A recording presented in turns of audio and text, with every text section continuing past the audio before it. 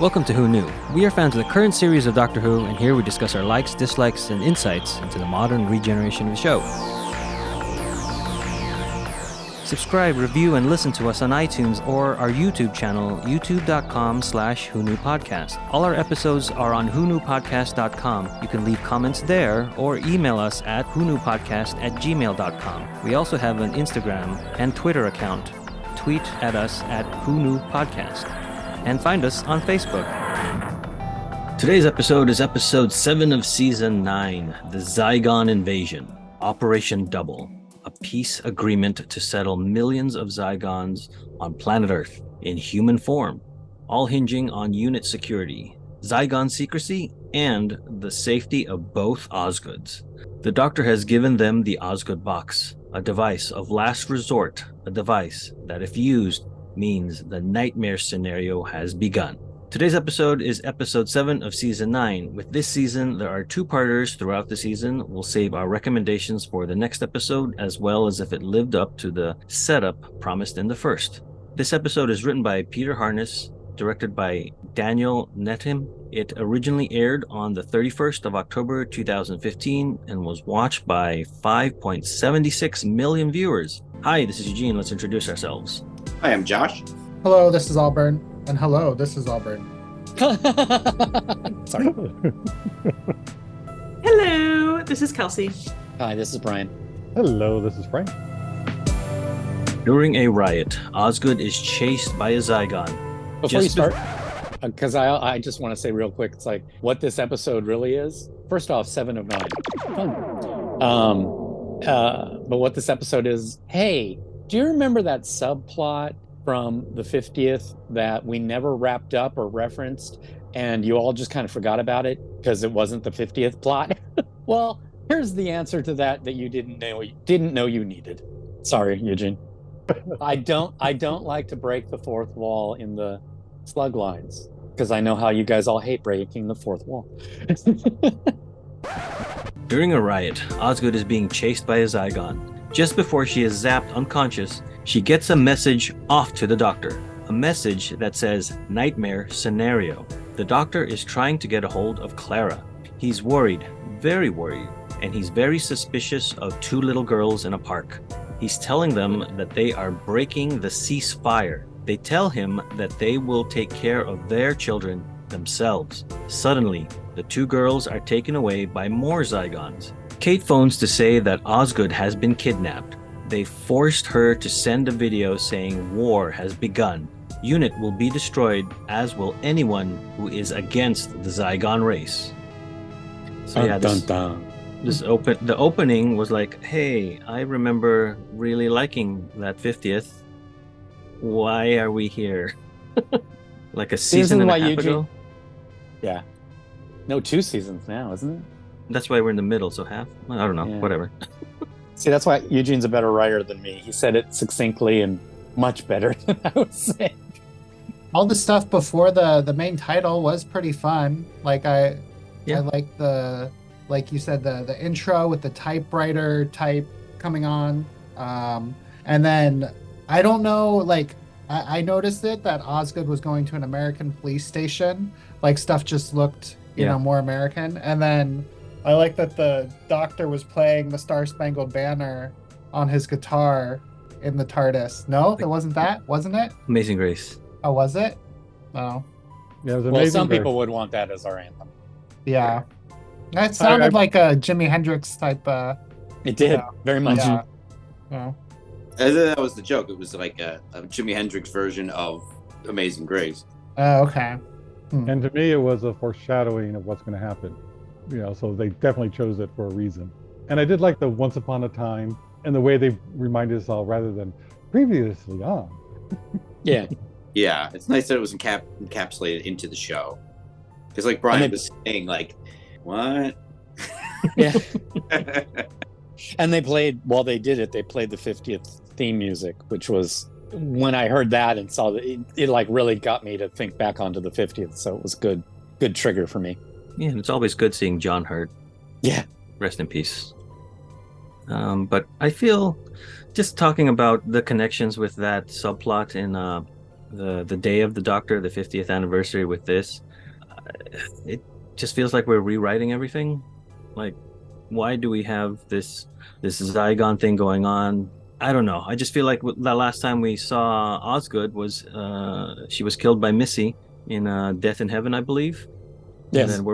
And then this is how you bring her back. It just feels kind of arbitrary to connect it to the 50th. Yeah. I disagree. I like that they connected it to the 50th. It's like you and me are right on track, Frank. Right. Yeah. Because it's also such a political statement about what's going on even now, 9 years later, which no one's breaking the cycle. It's still there, and that's still relevant. So I saw even differently this time. Yeah, I definitely saw the parallels between immigration and this subplot that turned into the plot of these 2 episodes more clearly today. Also, just Israel, Gaza, Hamas. Yeah. I'm not. Go ahead. Oh, I was going to say that I think that there's two reasons why this episode exists. One is Moffat probably heard a lot of what happened to the Zygons in the 50th. I mean, I never cared. I don't think a lot of people care, but still, every once in a while, it was like, oh yeah, they never really resolved that, or we didn't see the resolution. So he was probably like, okay, I'll write something to tie that up. And then the other real reason for these 2 episodes to exist is to get to Capaldi's speech. I will agree with that part, especially in the 2nd episode. I was going to ask, I'm not like a comic book fan. I don't track like reading comic books, but this does seem a lot like Secret Invasion from Marvel with like the shape-shifting aliens. 100%. Was that written before this or after, do you know? Well, Secret Invasion was adapted from like an earlier comic book, so I want to say the 70s or 80s, something like that. 80s. And I think it was called Secret Wars, not Secret Invasion. I could be wrong. I don't remember it that well. I think those are separate things. Okay. Yeah. And then, but I don't know if Moffat is a reader of Marvel like that. But I guess it's been around for a long time. If you're saying 70s, 80s, yeah. Okay. Well, you could steal an idea if you do it in another country. There must be a body of water separating the countries. Right. Okay, that's the real example. I completely just forgot about a treaty being established between the Zygons and the unit and humans and just Earth in general. So when that happened, I was like, huh? Do I need this? Do I need to care?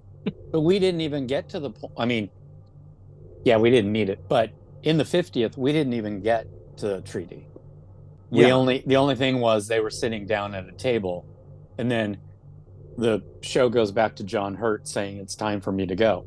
So it's like, well, what happened to Kate and the Zygons? They were ready to blow up London, and then they started to talk. So it's like, I can understand them wanting to maybe see the consequences of that subplot, but we not this. There's truth to what you said. Thank you. Thank you for lobbing that really easy for me to hit. It's what I do.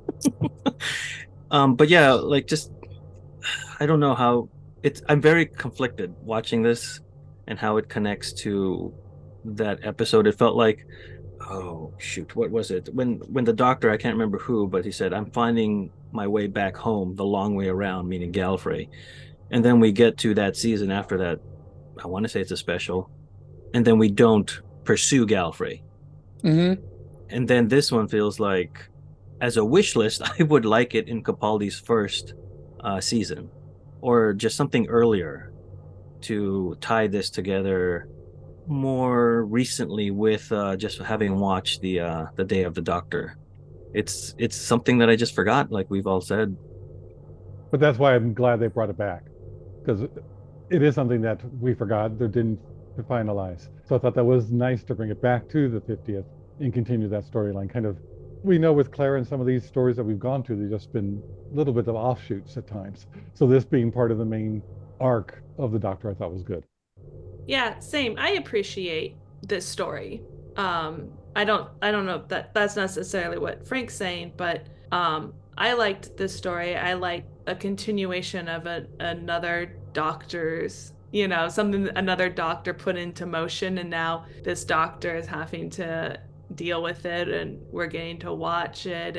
And plus, with their like, well, hey, we want to have, like Brian, you said the doctor's speech later on, we want to have him make this statement about war in this big speech, and it's like, oh well, let's do it with some characters that people love, like Lethbridge Stewart or Kate and wait a minute, didn't Kate die? Wait, no, Kate didn't die. Her dad. Okay, that's right. I was like, wait a minute, did Kate become a Cyberman?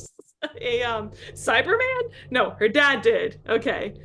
But yeah, like these are characters that fans liked, so I think that might have had something to do with it too. Osgood was really hugely popular, and fans got really angry when Missy killed her.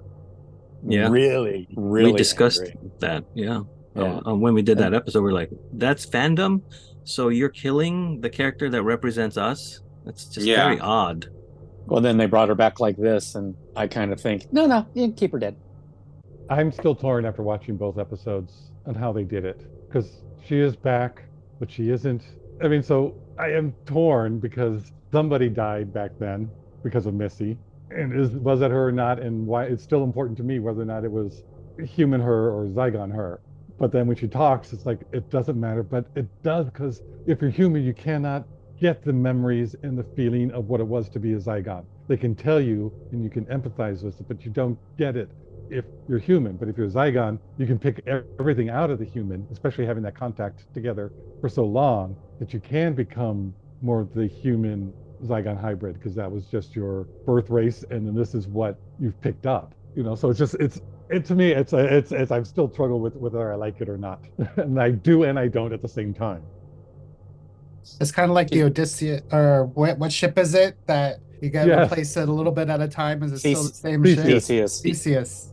Yeah. Yeah. Is it the original ship or not? So it's Also, she's not the character who's the audience's voice anymore. So is she Osgood's? Is she Osgood? Kind of a thing. It's like, okay, she's undergone a very big change. So but still, okay, yes. We can go for a long time on that. But I just wanted to, today, having an old man creeping around a jungle gym after two girls would be very different when I'm watching. Even then, it was odd, but just I know that.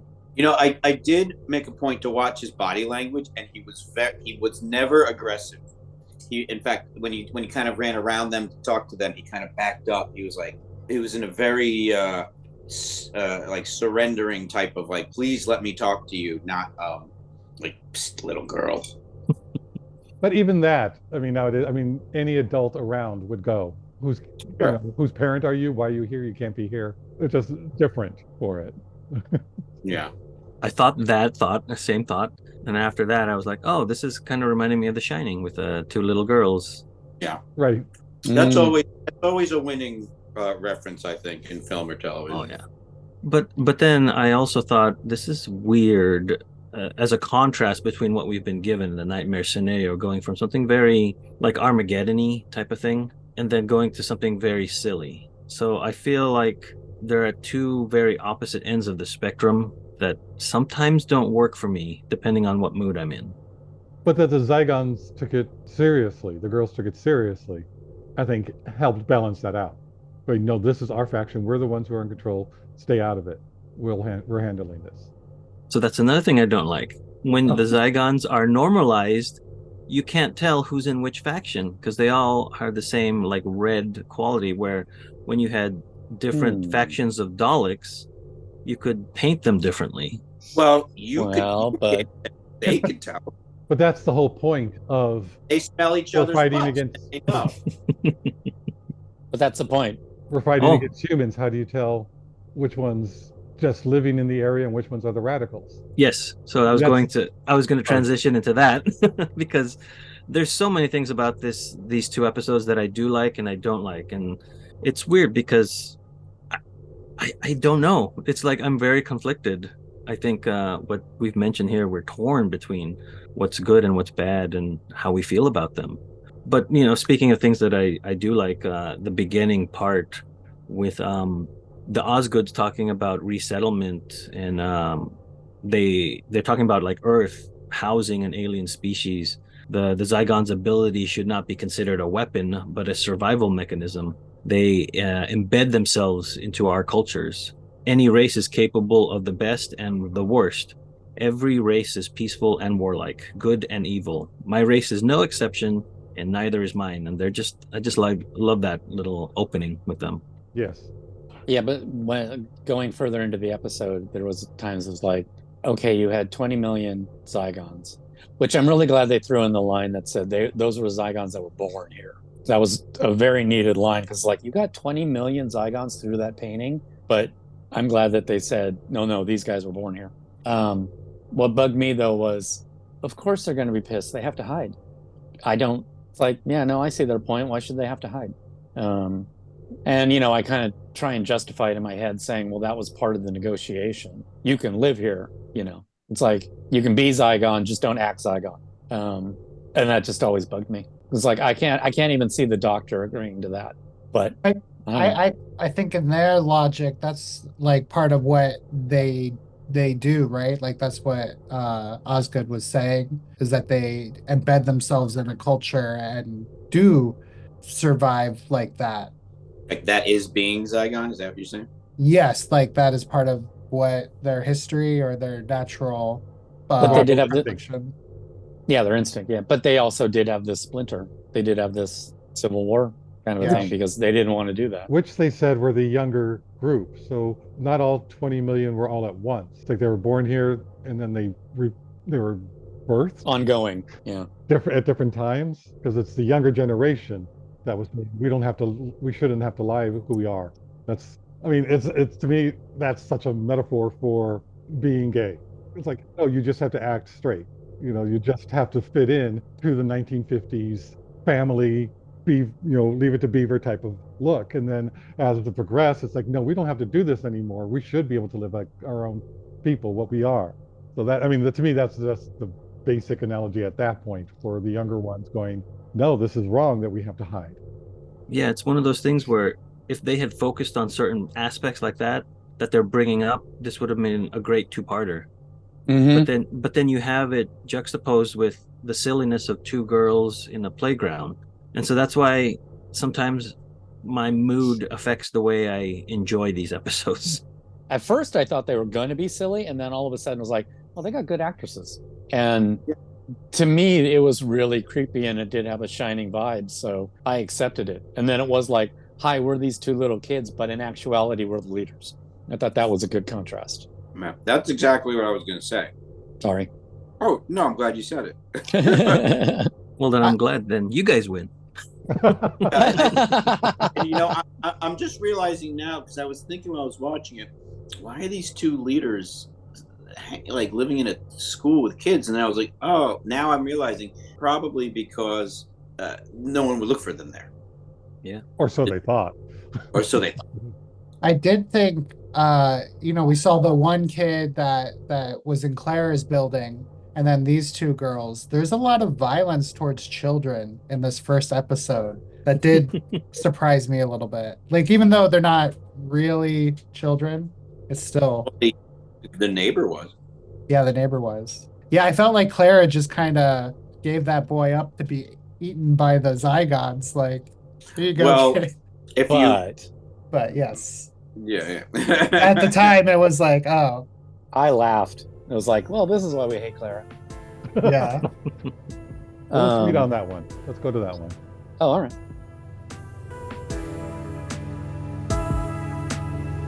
Clara is helping a young boy named Sadeep find his parents. They turn out to be very strange, and the boy is really unhappy. Clara leaves them and joins up with the doctor. Kate tells both of them about a growing rift in the Zygon population threatening everything. When Missy killed Osgood, this other Osgood went mad with grief and disappeared. The doctor learns that the Zygons are panicking all over the planet. A new video shows the two little girls, the Zygons' leaders, being executed. Kate wants to bomb these rebels, but of course the doctor is against this. They track Osgood's last phone call to New Mexico. The doctor sends Kate there while he goes to Turkmenistan, where Osgood is being held. Before leaving, Kate tells Clara about a gas that can kill Zygons, but the doctor confiscated it a long time ago. Oh, there's so much in this. Going back to I think what Alburn was talking about, a lot of violence towards kids in this first like beginning of the episode. Yeah, it's weird. Thank God somebody had the sense to have them change back into their normal forms before they got disintegrated. Oof. That was very important. This was my first viewing, by the way, of both of these episodes. I never watched them when they were on in real time. And I'm like, is Doctor Who about to kill these two little girls? Like, what am I about to see? And then they're like, normalize. And I was like, oh, okay, that's like, phew. Because I was like, that's not a good look. But yeah. I find this whole 2 episodes to be extremely bloodthirsty without the blood. Yeah. I mean, Kate is very like, I got my gun, don't pry it from my dead hands while you're trying to kill me. I think it's important. I'm sorry, I don't mean to cut you off. No, go ahead. Considering in hindsight, understanding that really these 2 episodes are really about war and what it's good for or not. Say it again. I think the presence of violence was necessary as a result. Because I agree. Otherwise, it would just be alluding to things, which I like that in storytelling. I like alluding to things we all know. You don't have to spell it out. But considering the end of this, in the second episode, the doctor's speech and like the cost of war, we'll just call it that. Like without having the violent presence in these 2 stories, in these 2 episodes, just what's on screen wouldn't have had so much weight, so much at stake. You kind of had to see it. I know, but it was coming from Kate. And it's not, I mean, Kate does have that in her. It just seemed to be, she was. It was very extreme. It was like there was no other aspect to Kate except that in this episode. Right. She was leading with that as opposed to usually she leads with. Yeah. But I mean, again, like here I pull out the filmmaking soapbox as far as just like, if they were going to put that in hey, we have to put this element in the show, which character do we have that could possibly exude that? But to your point, maybe they didn't put enough of a Kate filter on top of it. Yeah, I would agree that there's not a Kate filter on this.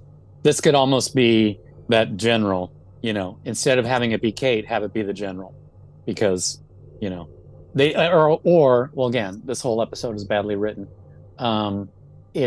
See some conflict in Kate. Because there is so much you could cut out of both these episodes. You'd have plenty of time to do it. Yeah, she's a very utilitarian character here. Like they're just utilizing her. Unitarian. Yeah, they're just using her for the purposes of getting the writing there. Yeah. Well, from my point of view, it goes back to why Eugene doesn't like the episode. It's filling in the gap between the 50th and now. And in Kate's world, that's a long time she's been dealing with it, that the doctor hasn't come back. Yeah, you weren't there. You're not always here. It's like, I'm sick of this. I'm tired of this. There's uprisings hasn't started. She didn't see how bad it was that it's been going on for a long time until now. But it's also, we got to squash this. Because she's been putting out small fires, it seems like, because she's at the end of her rope feeling. So I think it's not written well. I agree that they could have shown that a little bit more, that this is where she's coming from, because it was very abrupt for her, but I can definitely see her character doing that. After everything that they did with her and the 11th Doctor and the 12th Doctor, and it's just, I could see Kate getting to this point, and we just didn't see that on screen, and we probably should. And it also wasn't just Kate, because there's one thing in this episode that really annoys me. It's almost as annoying as making the Brigadier a Cyberman, and that's in the 70s or 80s, the units developed a gas that could turn Zygons inside out, and it's like, okay, I could see UNIT doing that. What I don't like about it is that they said they had captured a Zygon, and UNIT developed a gas that would turn them inside out. So how did you test that? Did you test it on the Zygon you had captured? And I don't like that. And what I really don't like about it is, Eugene, right? I do. This is an Easter egg. It's in the next episode, though. That we really find out. But I mean, yeah. But you can say it now. The guy who made this and that they're referencing is Harry Sullivan, who was a companion of the Doctor's in the 80s. He was a companion to the Fourth Doctor. He was like really good friends with Sarah Jane. It's like, why did you make Harry the one who developed this Weapon. genocide weapon, and doing it by experimenting on a live Zygon? It just makes me, and I think I get so livid at that little part. I think that expands into the whole, well, isn't everybody just bloodthirsty in this episode? So maybe Kate's okay, but I've been clouded because of what they did to Harry. Well, I'm also thinking that was in the 70s and 80s during the Cold War when everything was going on, and that's what they were reacting to. So but it's Harry. Yeah, but that's who our hero is, in this. He's one of the good guys. And back then it was different. And it's like, no, you're a good guy. You're going to stand up for your country. You're going to stand up for humanity. And so he develops this. They did kill. But then the lesson there was still the same of just because you can doesn't mean you should. It's the whole Jurassic Park thing. Right. Yeah. I mean, I would have been angry with it if UNIT had developed it. And that would have been fine. Then it would have been like, yeah, I could see UNIT doing that. I don't like it. This is like, I can't see Harry doing this, and I don't like it. At least from what I know of Harry. Yeah, because Harry is a naval doctor. He's not like a combat military person. But it was just that it was Harry. It was just, No, I get you. And Harry's like, I mean, you've had companions with dark sides, or complex motivations. Well, Harry wasn't one of them. I mean, Harry was just like, I'm here to protect the women kind of a guy. So. But also to me, they're setting that, in the 70s and 80s. But I'm remembering other stuff from the 70s and 80s where guns were very benevolent. You killed a lot of people during a lot of those shows. Starsky and Doctor used a gun. So to me, it's very different. And I think for the time period, this would fit into that story of the time. And it's not anything bad about Harry being a, terrible, evil scientist creating this mass weapon to kill them all. It was as a protective first strike to stop them. The whole Cold War of we have this ability to destroy you and then not use it, but that's to try and solidify not going to war. Oh, so Harry's like Oppenheimer. Okay. That helps me. That helps me a lot. You can do that, but they didn't, and that's the problem. They dropped in a one line, and then you're left up to interpret it however you want, instead of saying like Harry reluctantly developed this. Well, that's why it's nice to Frankenstein things into Doctor Who. So maybe the original experiment was because turning them inside out better for when they get put in the wash. Well, I guess the other thing too is they're shapeshifters. Turning them inside out and shredding them might not hurt. Yeah. So. Maybe they're like Shmoo. Remember Shmoo, the Shmoo? Lobby, never mind it. Well, that wasn't so much a joke as just a reference. Oh, okay. Well, speaking of Harry, last time we saw the Zygons, when they killed people, did the remains like this hairy nest that was electrified? Like, is this a new... The clogs in the drain? Yeah. Yeah, that was new. Okay, this is new. Okay. I gotta say about that, like, all I could think of was steel wool rubbing together, and so every time I saw it on the television, my teeth, like, hurt. But, like, it made me think of, like, chewing on tinfoil, like, that sense, that mental sensory... Yeah. No, it was very graphic and gruesome, and I'm sitting here being like, how does that work? Like, why?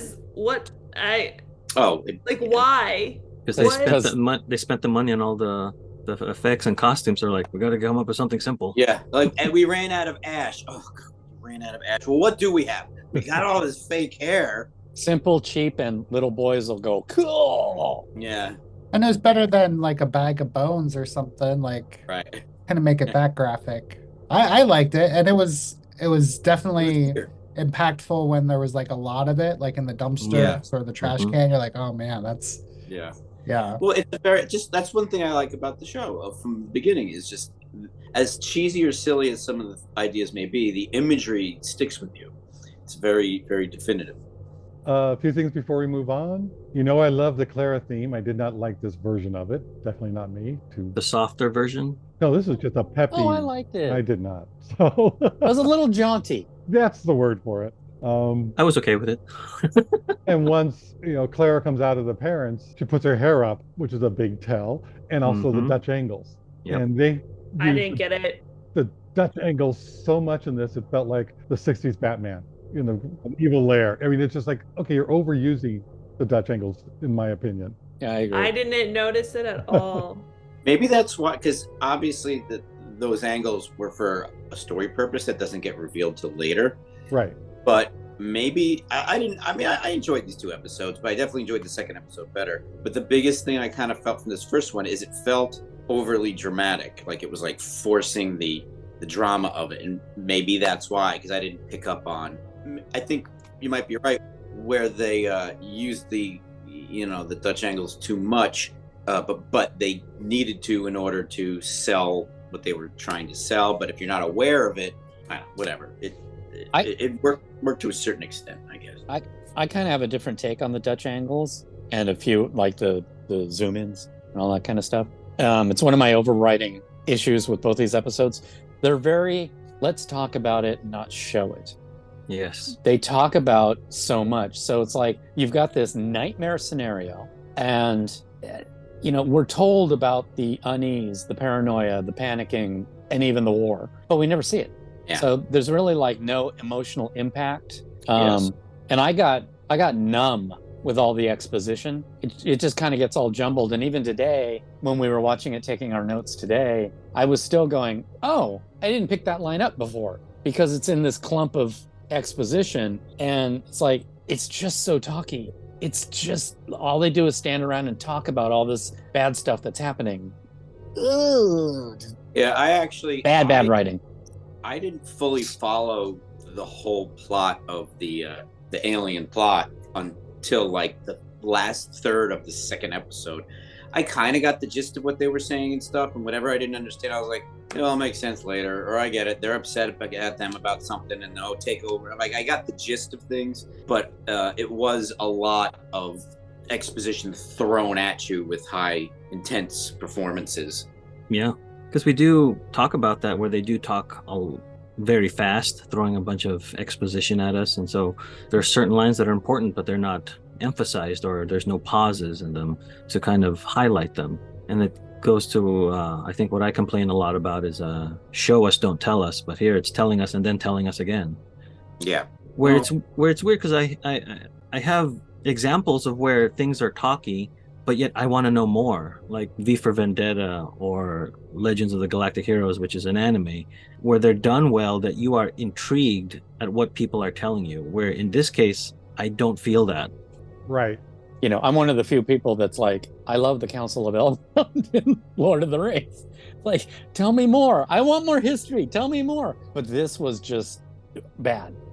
I really just tuned out. And as I was tuning out, because I'd already reached my limit, they were saying things that were actually more important than what they had just said.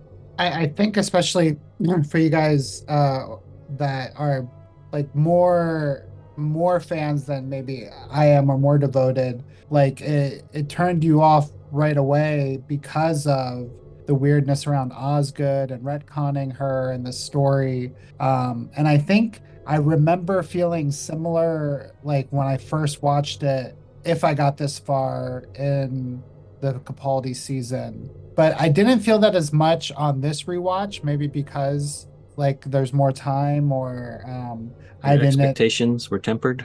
Right, and I haven't, the 50th like is special, but I haven't like revisited that one as often, so I don't have like as much of a tie to where the subplot came from. But if they lost you right away in like the world building, you're like, well, this doesn't make any sense. You're messing up the world building. Then like it's hard to keep going down a path, because this is so much exposition, like we've said, so much trying to build a world they didn't show. If they made a misstep early on, you're not with them and they're going in the same direction. Yeah. And so it gets worse and worse. But I even watching it this time around, like I was also trying to guess at what the plot would be, and I feel like I came up with some better ideas, like that I was hoping that they would do, and then they didn't do. So I'll bring this up later. But yeah, I think really with so much talking exposition world building, if they're not building the world that's cohesive with the rest of the series, like then yeah, they lose a lot of people quickly. I agree. I was also confused by the Zygon's shape-shifting abilities. It's like the way they were explaining it. I kept stopping to try and think, going, wait, they're shapeshifters, but they duplicate something that already exists. And then they get their memories from them. And they have to keep them alive in order to keep their memories. But does that mean that the 20 million Zygons are copying 20 million humans who are mainly UK citizens? Well, no, that's not right. No, sorry. No, you don't get to do that. You know, and then it was like, well, maybe not. Well, maybe only some of them. But it was like they didn't explain it clearly. I had the notion when they were sorting, if I'm remembering correctly, that they may be copying people that are just going about their business. Like they don't have them tucked away somewhere, kidnapped and alive. No, but even that's too much. What, someone else just doesn't even realize that they have a Zygon doppelganger in another state or country? How dare you? I didn't take it as they were pretending to be that person. Like they didn't assume. No, I don't think they are either, but still, how dare you? Well, they say we all have a double. You never like someone's doppelgangers. Doppelgangers.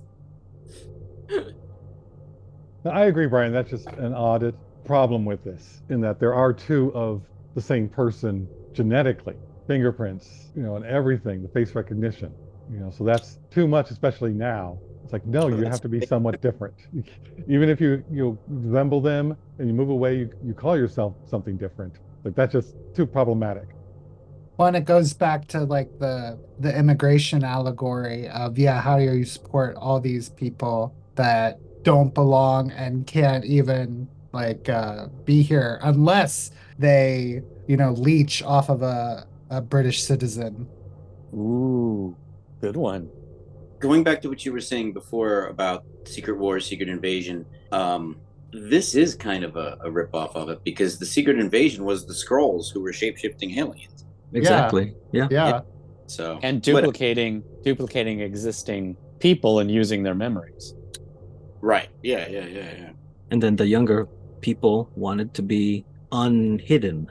Oh, aliens. They're a bunch. Kids ruin everything. Oh man, yeah. So switching things, I remember Alburn, you brought up something about like Clara not being the companion we're traditionally used to in this modern era of like her getting to empathize and sympathize with the tertiary characters in the episode. So as soon as she starts to do that with Sandeep in the apartment complex, I was like, this is very un-Clara like. It's not going to go well. And then sure enough, that's the trap. That's why Clara doesn't do that. And I mean, I know it's Clara. I know she's a companion. I know a lot of companions would have done this, but it's like, I will first look for your parents after breaking into your apartment, and I will just go through all your rooms in your apartment. Yeah. Hi. That's why I thought I'm in your bedroom. Hi. I thought she was going to say something that alluded to the fact that they know each other. So did I. Yeah. But it didn't play out that way. It played out like they didn't know each other. Like she might have known Sandeep from seeing him around, because I think she said his name. But to your point, yeah. And I'm surprised she didn't take him with her at the beginning. Well, let's go find your parents. If he's just sitting there, it's like you want to involve them. But if she had thought something was weird or odd, then she wouldn't have and said, you're safe here, in her mind, saying, he's safe, I'm going to go investigate. And I didn't get any of that. She didn't do it as there's something to protect him or to see what's going on. Yeah, that's why Claire's not good at this. So that was just, again, the writing or directing just doesn't click for me on a lot of this. Well, those who can't do, don't. Because she's a teacher. Podcast? One thing that I wanted to bring up, it's a small little thing, deep dive kind of into this, but when the doctor and Kate get together, Kate says, he left us in a difficult position. And the doctor says, yes, peace is difficult. To me, Kate, I thought, saw the doctor as one being no matter what face they wore. So why did she say he? Now, I didn't catch this the first time when it first aired, because back then we were all jaded with different things. But this time, the first time I watched it, I heard it, and it's like, maybe I heard it wrong. Maybe she did say, you left us in a difficult position. But no, it was he, which I thought was just odd. And then the doctor refers to himself in the third person. Well, the doctor is going to take the plane to go, which led up to because that's what he does, cool little moment. But it just seemed the wording of that was written in a certain way. And I'm going, to me, a lot of this is, okay, why did you write this way? And it's never explained, and it doesn't make sense to me. And that's what bugs me, because I get fixated on things that are minute like this, and going, why didn't she just say you? She's talking to the person who took, the poison. She's talking to the person who was in the 50th, who then just left her with all of this, trying to integrate them into society. But she referred to it as he. That's one of the little things throughout this whole episode that the writing gets me. And I want to see or have an interview with the writer. Why did you do this? What was your thought? Is this important? Why did you put it in? And we'll get onto it as I get more of them, but it's just something that just bugged me. Yeah, I mean, I have a feeling that was not the importance of the writing in these two episodes. It was move the plot. Completely, Get to the speech. But it seems Get like to the such a speech. small little thing that even the characters would say, why am I saying he? Or why are we referring to the 11th Doctor? I mean, that's what makes good writing versus what we're talking about now. Right.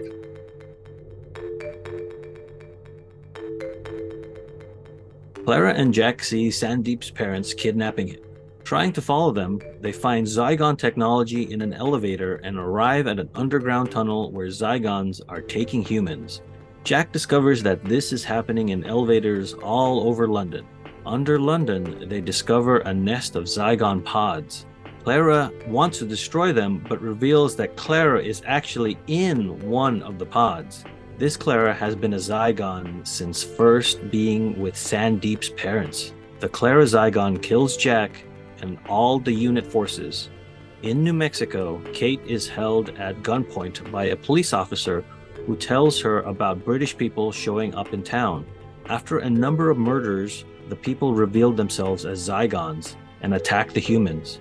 The officer reveals herself as a Zygon and moves to kill Kate. Zygon Clara calls, and Kate Zygon says unit forces have been neutralized. This reminded me of going back earlier with Osgood in New Mexico hiding under the desk and then sending a text without putting it on silent. I'm like, come on, they're gonna find ya. So this is to all the older folks, put your phones on silent. The twist got me. I actually thought that Jack, the unit person that was with Clara, was the Zygon. I even said, I was like, I don't trust her, she's a Zygon. And then when it was revealed that Clara was a Zygon, I was like, no! I didn't see it coming. I mean, I've seen this before, but it was a long time ago, and I remembered that twist, but I kept thinking it was the other person. Yeah. Well, they did seem to act. Jack did seem to act differently. They had her directed differently, where she was a lot more passive and scared in this. Because we saw her before, I liked her a lot. She was a lot more just, I don't care if you're a boss, I'm telling you the truth. This is the way it is. And she was self-confident and sufficient and knowledgeable about things and could figure out things. So I liked her a lot. And this she figured things out. Yeah. But once we analyze it, I think that's why I go back to the writing. It's clunky. It's style over substance. It's the mood is more important than the actual logistics of how we got there. Because or the characterization. Yes, and that's the part that's not consistent, that what you brought up, Frank, with Jack, where the direction is changed because we need the reveal to happen, right? Or the twist. Because to me, if it's Clara as the Zygon, she will be known as Bonnie later, Bonnie Clara, is trying to lead, or how should I say this? Get information from Jack or neutralize unit. Why is she bringing them toward the pods of where the Zygons are instead of just neutralizing them? It felt very clunky, like I'm revealing that this is Clara, the real Clara in here, and me as Bonnie is doing that. Like, there's no real purpose for a character to do that if these characters are consistent. Yeah, that's just a villain thing to do. A style over substance. I was gonna say she has no mustache to twirl, so that's what she had to do. So she has to put her hair up. Yeah. That's one of the things that always bugs me about these evil twins, is that they usually act perfectly normal, absolutely, positively, perfectly normal. And then when it's discovered, they suddenly do become the mustache twirling. Oh, look at me, I'm now evil. And that's how they play it the rest of the time. Bugs me. I mean, it's worse in other examples than this. But they're just like, stop it. I did like that they did throw in one thing where Clara's putting a gun on and she says, I'm actually enjoying this. And Clara would not say that, I don't think. Not when she's strapping on a gun. Right. But, looking back on it, I was wondering why Clara had to go back to her apartment, because she never did. And then they see, the parents carrying the child out into the elevator and then going down in the elevator, seeing all this, and then leaving, going, well, why would you do that? This answers that. It makes sense. It's to get more unit people there and put them in that ambush so they can kill them all at that point.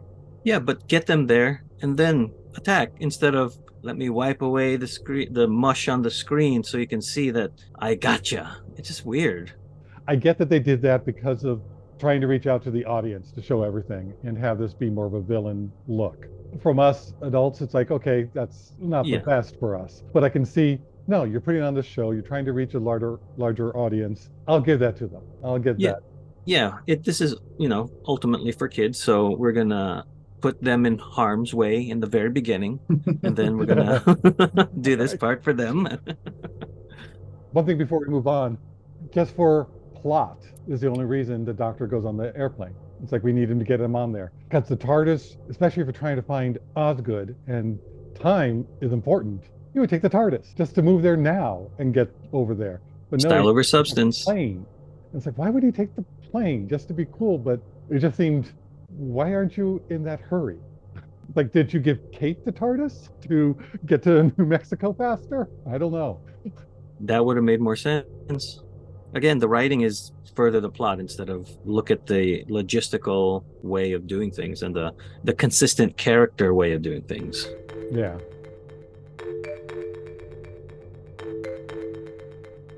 In Turkmenistan, the Doctor finds Osgood just as UNIT starts bombing the city. As they take his presidential plane back to the UK, the Doctor asks Osgood which one she is. She says she is both, like a hybrid, the Doctor says.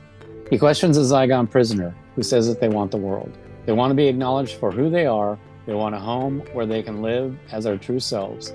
Approaching the UK, the Doctor receives a call from Zygon Clara, who tells him that Clara and Kate are dead.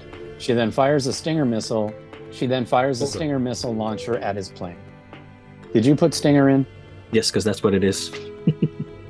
Bazooka is funny. You didn't put bazooka. It was shoulder missile. It was like missile launching missile. It was so I just shortened it.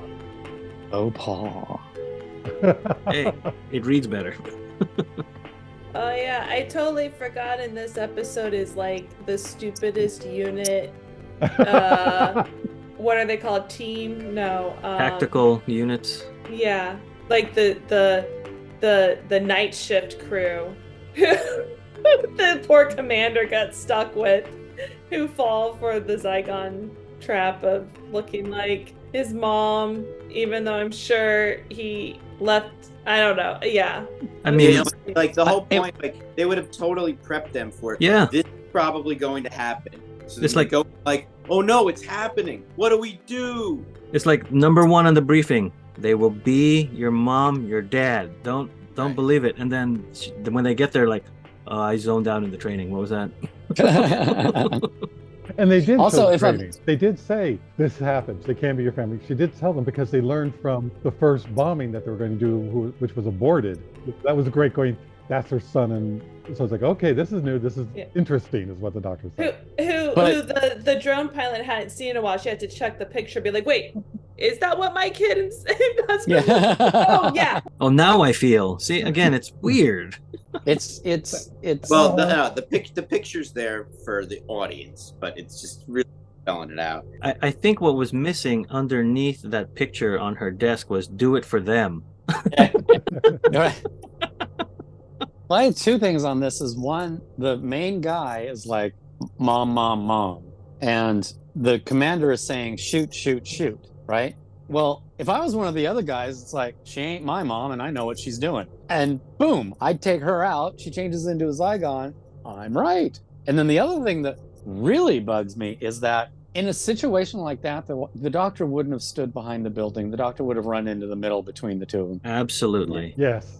And he just stood there. To your first point, though, that's why everyone else came out, because I took it as those people was everyone else's parents. But the mom was out a very long time on her own. Yeah. It was directed at the commander, but the real commander was saying fire. And it's like, it's because until your relative would come out, and for some of my relatives, I would fire even quicker. But if your relative, not until your relatives came out, it's like, dude, that's a shapeshifter. It's like, I know it looks like your mom. I know this is really hard. Screw it. Boom. Well, she's also not answering the questions posed to her in any convincing way. Right. And then I thought about Speed, shoot her in the leg. That's non-lethal, so that she can revert back into Zygon form. Well, they were stationed in Turkmenistan. They're really not. It took me a couple times to realize that the guy was American, and it was like, That's it. They were American unit. The American unit explains it all. And the one time an American doesn't fire his gun.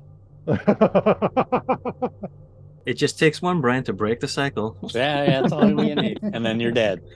You're all little dead tribbles. So but one thing I do like about this is the music that is playing underneath it, because it reminded me a lot of the Twin Peaks theme, Angelo Badalamenti's theme, and I thought it was just a piece of music, but then it's on the soundtrack. It's called Just Come Inside, and it was just like a very melodic, sort of slowy guitar, moody thing. So anyway, Murray Gold did a good job on that, if he was trying to emulate Twin Peaks.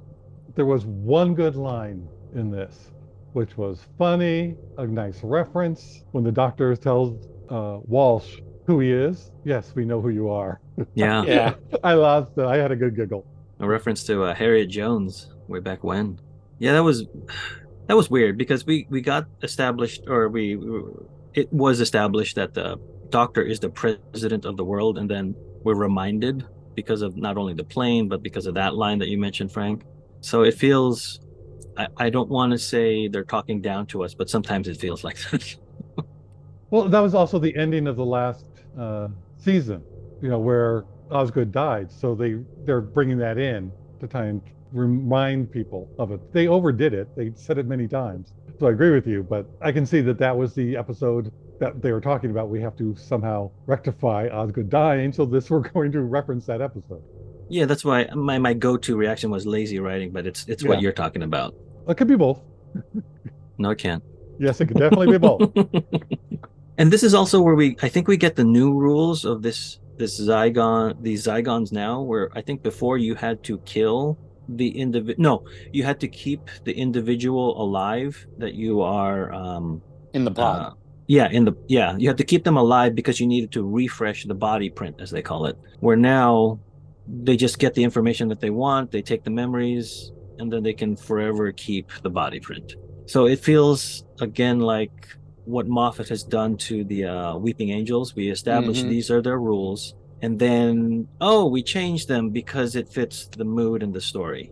So I felt like that's what they were doing with the Zygons here, even though I don't know the Zygons that well from Classic Who, only from mainly the 50th anniversary. So maybe I missed it later, what was the purpose then in kidnapping so many people in London? Like, were they replacing them completely, or were they? I think we don't know. Yeah, we don't know. That's the problem, because you could like fan fiction it that the young group wanted to replace them, and then the old group wanted to keep them alive because those were the old ways, and then the new ways you don't need to keep them alive. I don't know. Well, they did have that kind of a throwaway line saying that it was a training center and they're learning the new ways, so they are advancing and focusing on this. And two of my fan fiction ideas was... You mean your volumes? Yes. Volume 624. Is that because they duplicated all these known people, they know who they're looking for. Humans in UNIT know who they're looking for. They have the identities. And so they're either going to use this new body and change their identity so they're unknown, by unit, or there is another hatching that's going to happen, and they want to get more of them so they can take over and then revert back down to their own, not down, revert back to their own selves. But they have to go through this process so they can pretend and infiltrate as humans. Yeah, again, Not we have to do. yeah. You have to do a little more work than I think we need to get there. Agreed. And I just know, like, all the next episode, I was thinking about that piece of information, and I think it comes from Osgood even. So it shouldn't be like a lie. It should be like proven fact. Yes, it should be good intel. But like the whole next episode, it's got Clara in the pod so that they can have their psychic link. I don't know. Yeah. So yeah, that was confusing, and I didn't know if they really answered it. It sounds like they tried. They tried, but yeah. Oh well. We tried. And one more thing is something in, at least American television, when someone's kidnapped and you go and rescue them, you always bring back the wrong one. You bring back the doppelganger. How do we know this was Osgood and not a third one that they transformed into because they had her now? Totally. I had the exact same thought, especially after the Clara twist. I was like, I don't trust anybody. Looks like your trust has Zygon out of here. That's probably the worst one. You. That was the worst one. I'm sorry. Yeah. I will not edit that out. And then we get the mention of the hybrid again. Like, Moffat loves throwing out the hybrid. Like, I don't know what you're talking about now, because before we thought it was a Time Lord Dalek hybrid. It could have been like a human Dalek hybrid, and then now it's a Zygon human hybrid. What happened in the writer's room for the season that you were like, hybrid? All right, let's go to hybrid. All right, let's bring back the hybrid. This season of Doctor Who is brought to you by the word hybrid. Word of the day is hybrid. Hybrid. When you can't think of anything else to say. Yeah, so I still remember when I got to the end of this season and they were talking about the hybrid. I remember going, "What hybrid? What are you talking about?" It like made no impact into me in the whole season. Right. And then at the end, it's like, what? I mean, it's like Bad Wolf. You knew what Bad Wolf references were. So. Yeah, this season is just hybrid. I'm like, okay, come on. We got it in Magician's Apprentice, which is familiar, and then The Girl Who Died and The Woman Who Lived. So it's just continuing this thing that nobody wants. But here it doesn't even make sense. It's like a psychic hybrid or what? Because it's not like physically a hybrid. It's like, just because two people say they are the same person doesn't make them so. Yeah. Well, I don't know. On think this one, I think it was more of a hybrid. I think those two, because of who Osgood was, the link. Yeah, the Zygon, whoever decided to do it, picked up on those ideals that Osgood has, that they really tried to be the same entity. There was a willingness and an effort to share everything. Yeah, I just have my nerdy OCD brain just says, no, that's not the definition of what a hybrid is. So yeah, that's true too. I mean, the doctor could have been talking about a car for all we know. It's just like, come on, man. Couldn't that be it at the end? Oh my gosh, it's the car. The Toyota ad. So that's why they were sparking with electricity. So together the hybrid gets better mileage. Not in these two episodes. The mileage is wearing thin. Yeah. The cliffhanger with the missile and like cutting to black and hearing an explosion, I thought was pretty good. It set up like, oh my goodness, the doctor could be dead, but they don't show it. So yeah, definitely a good send up. And I did think, even watching it today before watching the next episode, I was like, that was a strange way to fire that missile. Like, that doesn't make sense. That's what I thought. It's like, it doesn't move that way to the right or the left. It moves like backward. Yeah. So I was glad that, the next episode they explain it. That was good. Yes, I do remember that. The first time it aired, I was like, that is a weird choice. But yeah, it is funny because it makes it look like she's just bad at acting. Yeah. Like the recoil. But then they explain it. So yeah, it's all good. Well, it made sense when it was a shoulder-launched missile, not a stinger. Those of you who have played Metal Gear Solid will know that that is a Stinger missile launcher.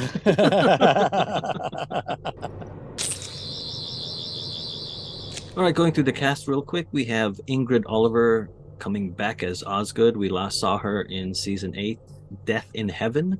And then Gemma Redgrave also comes back as Kate. We last saw her in this season, Magician's Apprentice. Jay Griffiths plays Jack. She voiced the Audacity in the 8th Doctor Adventures. So it's like a computerized, like the computer voice on Star Trek. It's kind of like that. I liked her too. Yeah, I did. Cleopatra Dickens plays Claudette, and Sasha Dickens plays Jemina. These are the 2 sisters in the playground that are ultimately let go of life.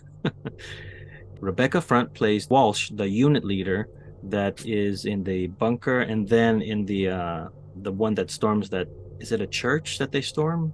Yeah, something.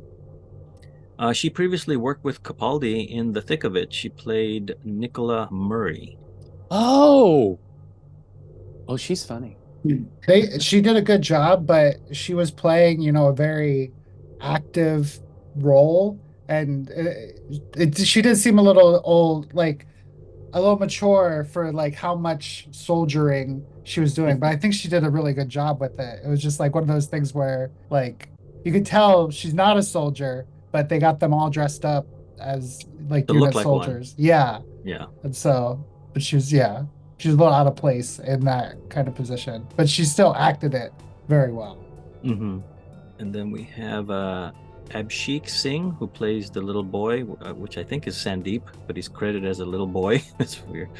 Samila Kool plays his mom. Todd Kramer plays Hitchley, who's the unit soldier who is fooled by the Zygon posing as his mom. Karen Mann plays Hitchley's mom.